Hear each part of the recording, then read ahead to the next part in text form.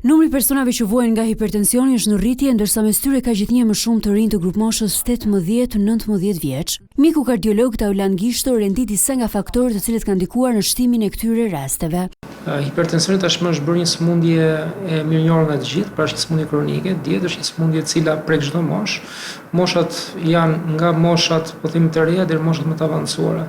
Moshat më të reja që kemi edhe moshat 18-19 vjeç me hipertension, gjë që më përpara konsiderohej tabu. Ndërsa në kohën e sotme, në ditët e sotme, në përditshmërinë tonë, moshat nën 30 vjeç janë të zakonshme në vizitë. Arsyet janë nga më të ndryshmet, që nga jeta sedentare, që nga dieta jo e mirë ose hiperkalorike, që nga përdorimi i drogave, që në moshat e reja dihet që është mi prapi masive, kryesisht e kokainës dhe heroinës, të cilat indirekt nëpërmjet mekanizmave vazokonstriktor ndikojnë në rritjen e rezistencave periferike dhe në aktivizimin e hipertensionit.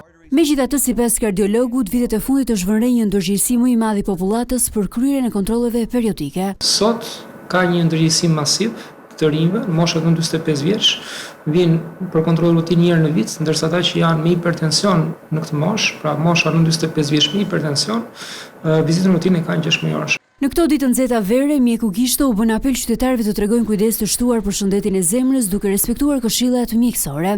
Këshilla e parë dhe rëndësishme është evitimi i orëve të pikut, që do të thotë ora 10 e paradites me orën 5 mbasdite duhet të jetë një orar që të evitohet nga kushdo. Çdo aktivitet fizik, ekspozim të bëhet përpara orës 10 dhe pas orës 5 mbasdite.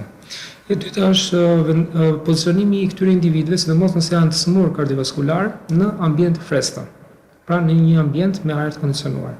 Elementi i tretë është hidratimi i mirë, që do të thotë përdorimi i ujit, i lëngjeve dhe i frutave me përmbajtje të lartë lëngjesh. Dhe elementi i fundit është një vizitë kardiologjike rutinë nëse ata vuajnë me sëmundje kardiovaskulare. Të dhënat OBSH tregojnë se rreth 47% e shqiptarëve të moshës 30 deri 79 vjeç vuajnë nga tensioni i lartë i gjakut, një shifër shumë e lartë se mesatarja botërore për rreth 34%.